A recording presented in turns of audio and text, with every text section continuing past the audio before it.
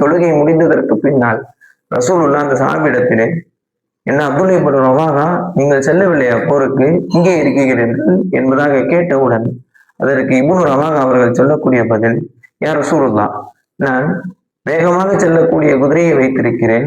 ஆகவே ஜும்மாவை முடித்துவிட்டு தங்களுடன் தொழுது விட்டு சென்று அவர்களை நான் பிடித்து விடலாம், அவர்களுடன் சேர்ந்து விடலாம் என்கிற நியத்தில் இருந்து விட்டேன் என்பதாக சொன்னவுடன் அண்ணல் பெருமானார் ஸல்லல்லாஹு அவர்கள் அப்துல்லா இப்னு ரவாஹாவை பார்த்து சொல்லுவார்கள், அப்துல்லா இப்னு ரவாஹா, இன்று காலையிலிருந்து அவர்கள் இவ்வளவு தூரம் இந்த நேரம் வரை ஒரு பயணம் செய்திருக்கிறார்களே, ஒரு தூரத்தை கடந்திருக்கிறார்களே, அந்த கடந்ததின் மூலமாக ஒரு நன்மை இறைவனிடத்திலே பெற்றிருப்பார்கள் அல்லவா, அந்த நன்மையை இந்த உலகத்தை இறைவன் உனக்கு தங்கமாக மாற்றி உன்னுடைய கையில் கொடுத்து அதை நீ தர்மம் செய்தாலும் அந்த நன்மையை நீ பெற்றுக்கொள்ள முடியாது என்பதாக சொன்னவுடன் அப்துல்லா இப்னு ரவாஹா விரைவார்கள், அந்த படையை நோக்கி செல்வதற்காக விரைவார்கள்.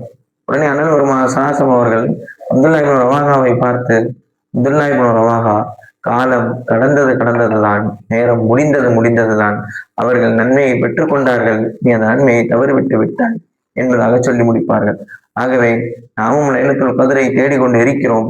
ஆகவே இந்த வரக்கூடிய நாட்களை, இதுவரை கடந்த நாட்களை விட்டு விடுவோம், வரக்கூடிய நாட்களில் அந்த இரவுகளை தேடக்கூடிய பாக்கியத்தையும் அதை அடையக்கூடிய பாக்கியத்தையும் இறைவன் நம் அனைவர்களுக்கும் தந்தருள் புரிவானாக. அஸ்ஸலாமு அலைக்கும் வரஹ்மத்துல்லாஹி தஆலா வபரகாத்துஹு.